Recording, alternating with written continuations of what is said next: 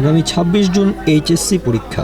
নিজেদের কলেজ থেকে পরীক্ষার কেন্দ্র ২৪ কিলোমিটার দূরে হয় কেন্দ্র পরিবর্তনের দাবিতে দুপুর ১টা থেকে যশোর শিক্ষা বোর্ড ঘেরাও করে সাতক্ষীরা শালিথা ডিগ্রি কলেজের শিক্ষার্থীদের সাথে দফায় দফায় কথা বলার আশ্বাস দিলেও এক পর্যায়ে প্রধান ফটকে তালা ঝুলিয়ে দেয় কর্তৃপক্ষ।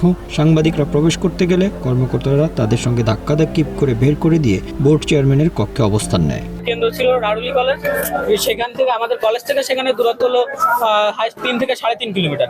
কিন্তু বর্তমানে আমাদের যেখানে কেন্দ্র দিয়েছে তা আমাদের আমাদের কলেজ থেকে 26 কিলোমিটার।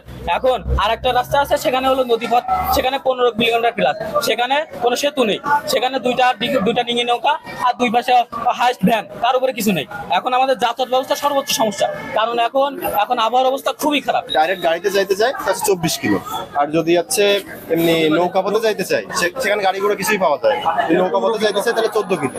এখন আর এই যে বৃষ্টি বদলের যে সময়টা, এই সময় আমরা কোনো গাড়িও পাবো না, আর হচ্ছে বৃষ্টি হলো সমস্যা, আর হচ্ছে নদী পথে গাড়িও পাওয়া যাবে না। আর যে গাড়ি পথে যাইতেছে তো অনেক দূরত্ব হয়ে যায়, আমাদের দ্বারা সম্ভব নয় এখানে আর কি পরীক্ষা দিতে যাওয়া। নদীতে হচ্ছে ছোট নৌকা, এখন ছোট নৌকায় আর কতজন আমাদের স্টুডেন্ট হচ্ছে 241 জন এরকম।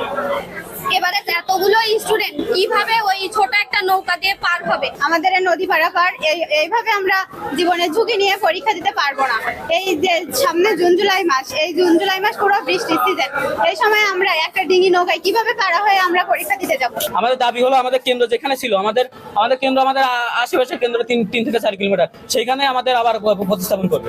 Board chairman professor doctor Mohammad Asma বেগমের সাথে বারবার যোগাযোগ করার পরও তিনি সাড়া দেননি। পরে 3:10 কর্তৃপক্ষ বাইরে এসে জানায় শিক্ষার্থীদের কলেজ ক্যাম্পাস থেকে বাসের ব্যবস্থা করা হবে এবং নির্দিষ্ট সময়ে তাদের কেন্দ্রে পৌঁছে দেওয়া হবে। এই আশ্বাসের পর শিক্ষার্থীরা ফিরে যান। 26 জুন যে পরীক্ষা অনুষ্ঠিত হবে, যথারীতি সকাল 8টায় গাড়ি তোমাদের শালিখা কলেজ কেন্দ্রে উপস্থিত থাকবে। তোমরা সেখানে পরীক্ষায় অংশগ্রহণ করবে, কোনো অসুবিধার কিছু নেই, এবং পৌঁছে দেওয়ার ব্যবস্থা করা হবে। এবং এ বিষয়ে জেলা প্রশাসনকেও আমরা অবহিত করব, তারা বিষয়টা তদারকি করবেন, আর আমরাও তদারকি করব। যে কয়টা পরীক্ষায় আমরা জেলা প্রশাসনের সাথে কথা বলে ব্যবস্থা নেব। Bangla affairs news desk.